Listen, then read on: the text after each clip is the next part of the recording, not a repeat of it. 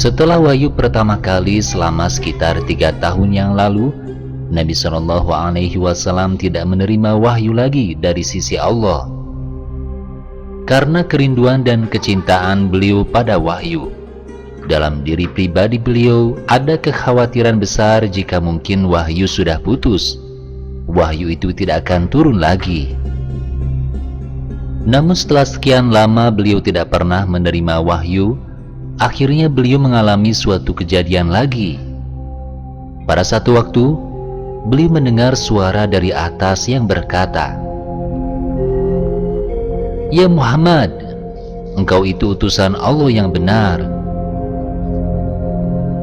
Kemudian Nabi SAW mengangkat kepalanya melihat ke atas. Seketika itu beliau melihat seseorang yang tampaknya seperti yang pernah beliau lihat di Gua Hiro, sedang duduk di kursi antara langit dan bumi.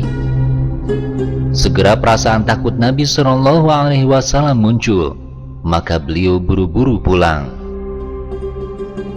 Karena takut, ketika beliau sampai rumah, beliau berseru kepada keluarganya, "Selimutilah aku, selimutilah aku." Dilihat oleh Khadijah, Nabi SAW ketika itu seperti orang takut, dan situasinya mirip dengan apa yang terjadi di masa lalu. Kemudian Khadijah menyelimutinya dengan rapat. Nabi SAW langsung seketika itu menerima wahyu dari hadirat Allah yang berbunyi,